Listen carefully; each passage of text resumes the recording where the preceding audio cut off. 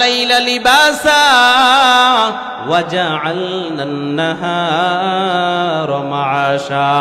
আল্লাহ বলেন, রাত্রকে তোমার পোশাক বানাইলাম, দিনকে তোমার কাজ করার জন্য জীবিকা নির্বাহের মাধ্যম বানাইলাম। এই দিনের বেলায় আমি আল্লাহ তোমার জন্য আবার সূর্যের ব্যবস্থা করলাম, সারাদিন তুমি কাজ করবা। এর বান্দা, যত কাজ করো না কেন, যত পাওয়ারি লাইট লাগাও না কেন, সূর্যের আলোর মতো কাজ কইরা কোনো লাইটে তুমি শান্তি পাইবা না। পাওয়া যাবে কি বলেন?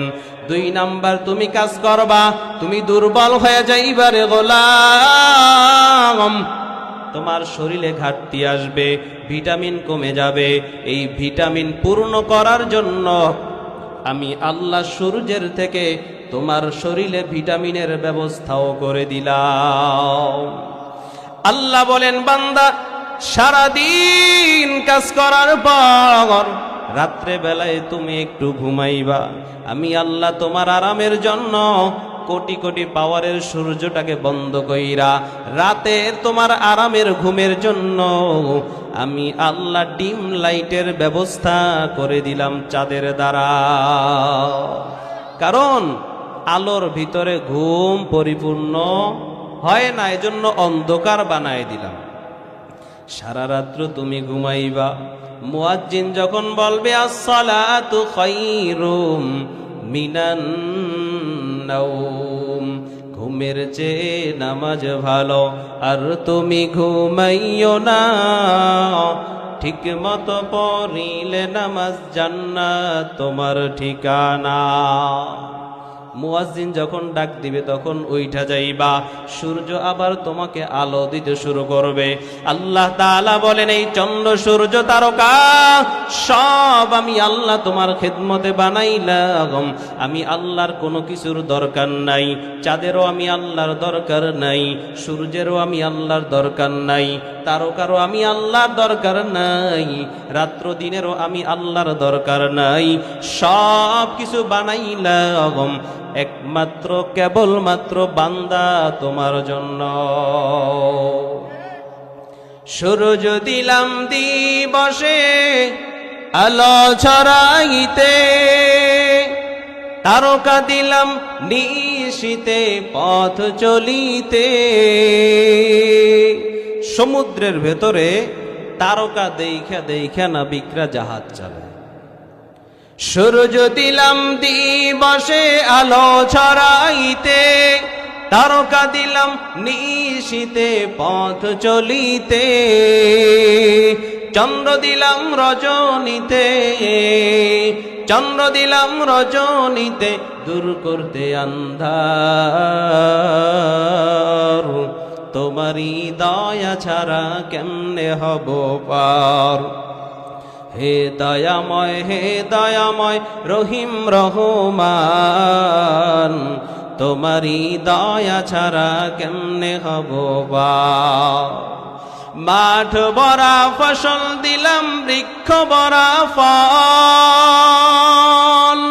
তৃষ্ণা মিটাইতে দিলাম নদী ভরা জল।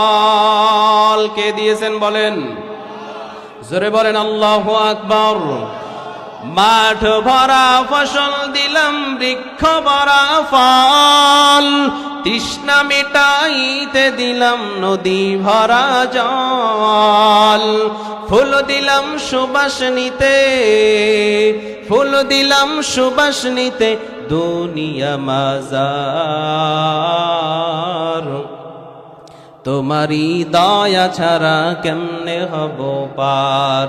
হে দয়াময় রহিম রহমান, তোমারই দয়া ছাড়া কেমনে হব পার। আল্লাহর দয়া ছাড়া বাঁচার গতি আছে নাকি? কোনো গতি নাই। আল্লাহ বলেন, বান্দা এত কিছু দিয়ে আমি আল্লাহ তোমাকে পালতেছি, এত কিছু আমি আল্লাহ তোমার খাদেম বানায় রাখলাম, তোমার আবেদ বানায় রাখলাম, তোমাকে বানাইলাম আমি আল্লাহর গোলামি করার জন্য।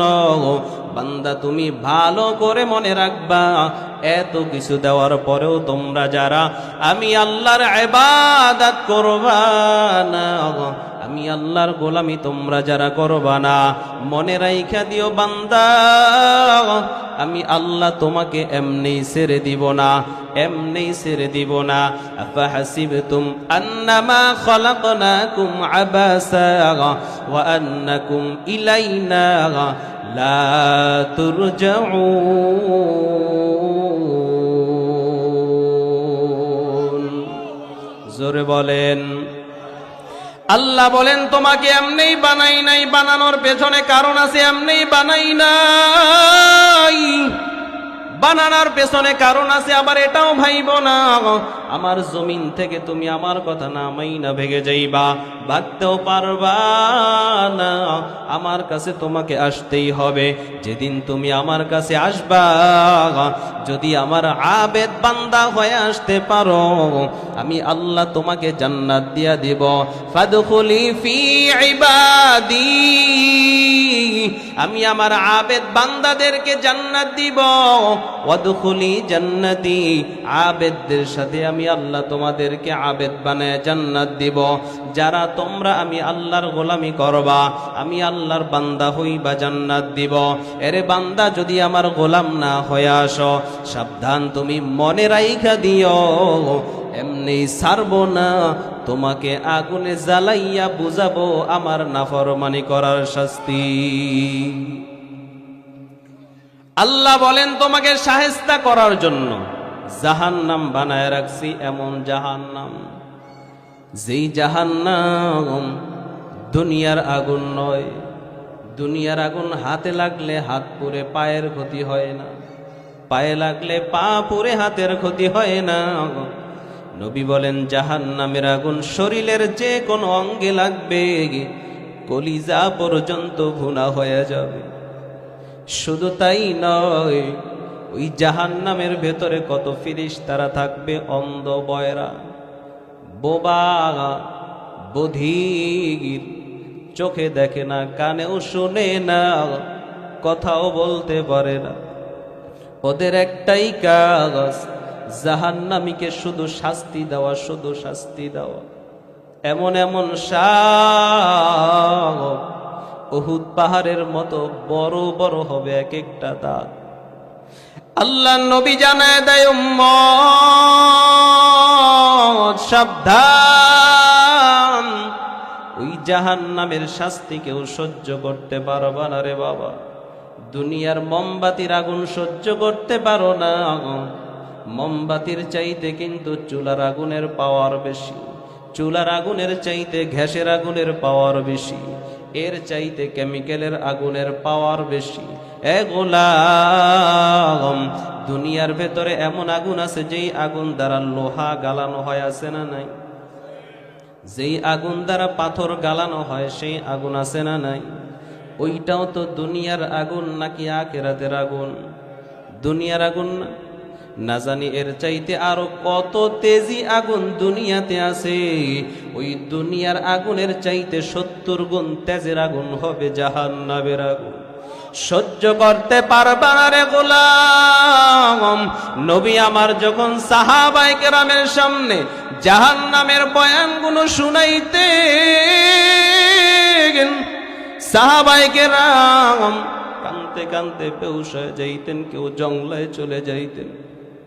আল্লাহর নবী একদিন রাত্রিবেলা কানের মধ্যে কান্নার আওয়াজ পায়, কানতেছে, কে যেন কান্না করতেছে। নবী আমার ঘর থেকে বের হইয়া মসজিদে গিয়া দেখে ওই কান্নাওয়ালা মানুষটার কেউ না, জান্নাতের সার্টিফিকেট পানেওয়ালা সাহাবা আবু বকর। ডাক দিয়া বলে, আবু বকর কেন কাঁদো? আবু বকর বলে, নবী সেই জাহান্নামের শাস্তির বয়ান করছেন, ঘুম আসে না। কবরের আযাবের যেই শাস্তির কথা বলছেন, ঘুম আসে না। আবু বকর সিদ্দিক ওই মদিনার কবরস্থানে গিয়া কান্না করতেন রাত্রিবেলা। এত জোরে জোরে কান্না করতেন, আশেপাশের মানুষ চইলা আসত। ডাক দিয়া বলে, আবু বকর এখানে বইসা কেন কান্না করেন? আবু বকর বলে, দেখো না এই কবরের ভেতরে যারা শুয়ে আছে, আমরা সবাই তো একত্রে রাস্তায় হাঁটতাম, একত্রে যুদ্ধ করেছি, এদের সাথে কত আড্ডা দিয়েছি।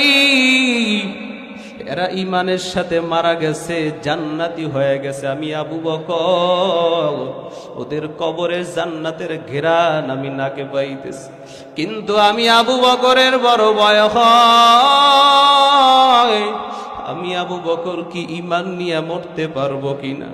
আমি আবু বকর কি জাহান্নাম থেকে বাঁচতে পারবো কিনা? যেই নবীর সাহাবা দুনিয়াতে বসে জান্নাতের সার্টিফিকেট পেয়েছে,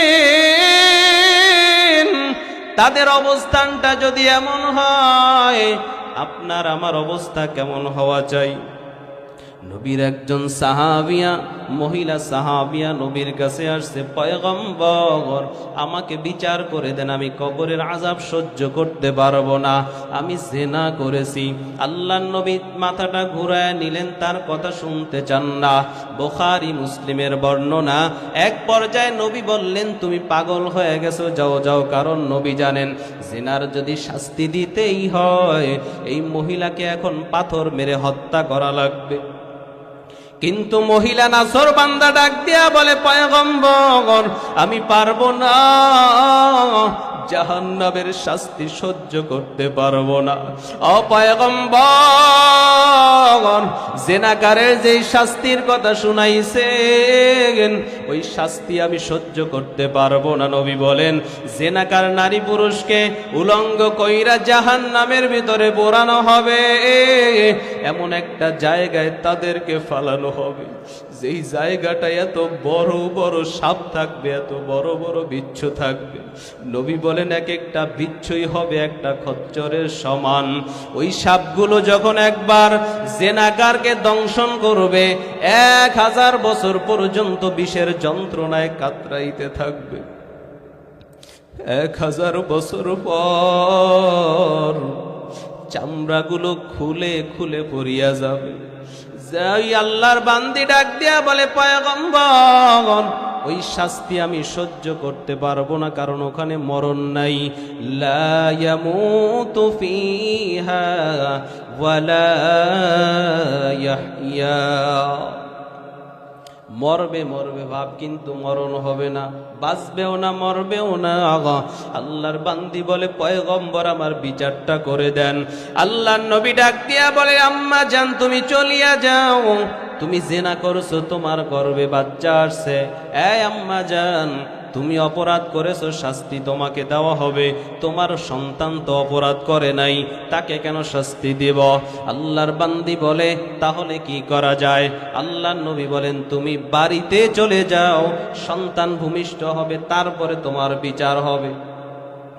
আল্লাহর বান্দি যখন বাড়িতে চলিয়া যায়, আল্লাহর বান্দি বাড়িতে গিয়া ঘুরে, কিন্তু মাথার মধ্যে একটা টেনশন, আমি যদি এই অবস্থায় মরিয়া যাই, কি উপায় হবে আমার? দুনিয়ার বিচার না হলে জাহান্নামের শাস্তি ভোগ করতে হবে। এক পর্যায়ে সন্তান যখন ভূমিষ্ঠ হয়ে গেল, আল্লাহর বান্দি সন্তানকে নিয়ে নবীর দরবারে হাজির হয়ে গেল। ও পয়গম্বর, আমার সন্তান দুনিয়ায় এসেছে, নবী এখন আপনি আমার বিচার করে দেন। আল্লাহর নবী ডাক দিয়া বলে, এরে আম্মা জান, এখন যদি তোমাকে বিচার করে দেই, এই সন্তানটা তো এমনিই তার বাবা খুঁজে পাবে না, এই সন্তানটা তো তার বাবার পরিচয় দিতে পারবে না, বাবাকে বাবা বলে ডাকতে পারবে না। তোমাকেও যদি এখন হত্যা করে দেয়, সে তো এতিম হয়ে যাবে, মা বলে ডাকতে পারবে না। কারণ আমি নবী জানি এতিমের মনে কত কষ্ট, এতিমের কষ্ট আমি নবীর চাইতে কেউ বেশি বুঝে না। কারণ আমি নবী যে জন্মের আগে মাকে হারাইছি, 6 বছর বয়সে আমি মাকেও হারায় ফেলছি। শিশু মুহাম্মদ জন্মের আগে নবীর বাবা দুনিয়া থেকে বিদায়। শিশু মুহাম্মদ রাস্তায় যাইতেন, খেলতে যাইতেন, সব ছেলেদের বাবারা আইসা সন্তানকে কত মায়া করে ডাক দেয়, আব্বু কোলে আসো। সন্তানরা তাদের বাবারা সন্তানদেরকে কোলে নিয়ে বাড়ি যায়। শিশু মোহাম্মদ মাঠের কিনারায় বসে চোখের পানি সেরে সেরে কান্দে আর বলে, আমার বাবাই যদি থাকতো আমাকেও তো বাবা বইলা ডাক দিত, আমার বাবা আইসা আমাকে কোলে নিয়া চুমা দিত। শিশু মোহাম্মদ বাড়িতে গিয়ে আমিনাকে ডাক দিয়া বলে, মা গো, আমার কি বাবা নাই? ও মা, আমার তো বাবার খুলে উঠতে বলেছে। মাঠের সব ছেলেদের যখন বাবারা ইসা কোলে নেয়, আমার কলিজাটা সিরিয়া যায়। আমি আমার বাবার কোলে উঠতে চাই গো মা। আমি ডাক দিয়া বলে, বাবা মোহাম্মদ, কি বলবো, তুই দুনিয়াতে আসার আগে তোর বাবা দুনিয়ার থেকে বিদায় হয়ে গেছে। শিশু মোহাম্মদ বলে, পাগল, আমাকে একটু আমার বাবার কবরটা দেখায় দাও। দাসীকে সাথে নিয়া, আব্দুল মুত্তালিবকে সাথে নিয়া, অর্ডার নিয়া, যখন আব্দুল মুত্তালিবের অর্ডার নিয়া শিশু মোহাম্মদকে নিয়া যখন রওয়ানা, আব্দুল্লাহর কবরের কিনারায় গিয়া আমিনা বলে, বাবা, ওই যে তোর বাবার কবর। শিশু মোহাম্মদ আর দেরি করে নাই, একটা দৌড় মাইরা বাবার কবরের উপরে পড়িয়া গেছে। কবরের মাটিগুলোকে খামসায় আর বলে, বাবা উঠো, ও বাবা, আমাকে একটু কোলে দাও। ও বাবা, আমি সেই বহুদূর থেকে আসছি তোমার কোলে ওঠার জন্য। ও বাবা, আমাকে কি কোলে নিবা না? মদিনার সব ছেলেরা তাদের বাবার কোলে উঠে, আমারও উঠতে মনে চায়। বাবা, তুমি একবার উঠে আমাকে একটু কোলে নাও। শিশু মোহাম্মদ এমন কান্না করে করে যখন বাবার কবরের মাটি ভিজায়, আল্লাহর আকাশ বাতাস পর্যন্ত ভারী হয়ে গেছে। আমিনা ডাক দিয়া বলে, বাবারে চল, তোর বাবা আর কোনোদিন ফিরে আসবে না। আমিনা যখন শিশু মোহাম্মদকে নিয়ে রওনা হয়ে গেল, প্রতিমধ্যে একটা জায়গায় এসে আমিনাও অসুস্থ হয়ে পড়ে গেল।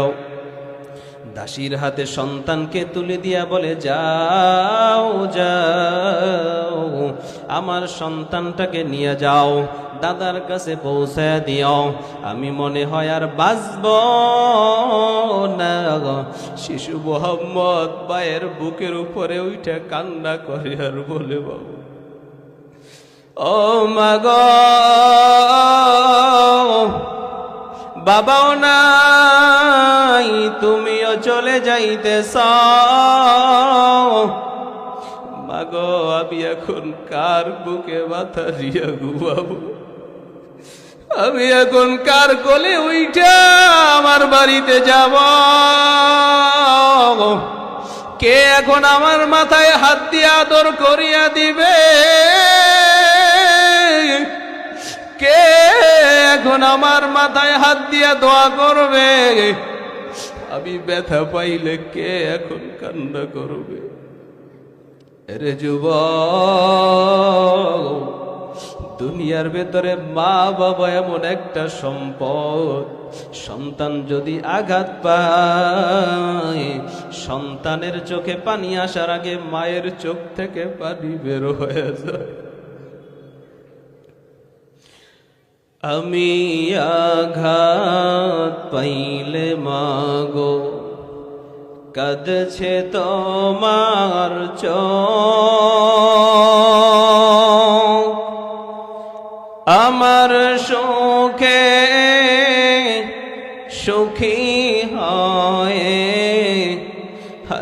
সে তোমার মুখ। আমি আঘাত পাইলে মাগো কাঁদছে তোমার চোখ। আমার সুখে সুখী হয় হাসছে তোমার মুখ। এখন যে মা আমার সুখে, এখন তো মা আমার দুঃখে, কেউ যে আর কাঁদে না। শেষ বিদায়ের পালকি চরে কই চলেছো মা, শেষ বিদায়ের পালকি চরে কই চলেছো মা। কেমনে তোমায় দিব বিদায়, কেমনে তোমায় দিব বিদায়, মন যে মানে না। শেষ বিদায়ের পালকি চরে কই চলেছো মা। শিশু মোহাম্মদ ডাক দিয়া বলে মাগো কেমনে তোমাকে রাইখা যাই, নিয়তি রেখেই তো যেতেই হবে। দাসীর সঙ্গে যখন আব্দুল মুত্তালিবের কাছে চলে গেল, আমার পয়গম্বর এতিম অবস্থায় বড় হয়েছেন, এতিমের কষ্ট আমার নবী ভালো বুঝেন। এই জন্য ওই মহিলাকে ডাক দিয়া বলে, আম্মা জান তুমি তোমার বাচ্চাকে রাইখা যদি তোমাকে এখন হত্যা করে দেই, বলো তোমার সন্তানটা এতিম হয়ে যাবে, রাস্তায় রাস্তায় ঘুরবে। এরে আম্মা জান যাও, বাড়িতে চলে যাও, তোমার সন্তান যখন নিজের হাতে খাওয়া শিখবে তখন তুমি আইসো, বিচার করা হবে। মহিলা বাড়িতে চলে গেল। কিছুদিন পরে যখন আবার আসলো, নবীর কাছে আইসা বলে, পয়গম্বর এই যে দেখেন আমার বাচ্চা এখন রুটি খাইতে পারে। মহিলা বাচ্চার হাতে একটা রুটি দিয়া বলে, বাবা তুমি এখন খাও। বাচ্চাটা যখন রুটিটা মুখের ভেতরে একটা খাবল লাগাই দিছে, মহিলা ডাক দিয়া বলে, নবী আমার বাচ্চা এখন নিজের হাতে খাইতেছে, এবার আমার বিচার করে দেন। আল্লাহর নবী সাহাবাদেরকে বললেন, মহিলার বিচার কার্যকর করে দাও। মহিলাকে যখন হত্যা করে দেওয়া হয়, আল্লাহর নবী জানায় দিলেন, ও সাহাবায়ে কেরামের জানাজার ব্যবস্থা করো, আমি নবী নিজে এই মহিলার জানাজা পড়াবো। পয়গম্বরকে ডাক দিয়া বলে, ও পয়গম্বর একজন জেনাকার মহিলার জানাজা আপনি পড়াবেন। আল্লাহর নবী জানায় দেয়, এ সাহাবায়ে কেরাম এই মহিলাটা জাহান্নামকে যেই পরিমাণ ভয় করেছে, এই মহিলা এমন ভাবে তওবা করেছে, আমার মদিনার উম্মতের ভেতরে যদি 70 জন মুমিনের ভেতরে এই তওবাকে ভাগ করে দেওয়া হয়, 70 জন মুমিন গুনাহগারের পক্ষ থেকে এই এক মহিলার তওবা যথেষ্ট হয়ে যাবে। চিল্লায় বলেন আল্লাহু আকবার।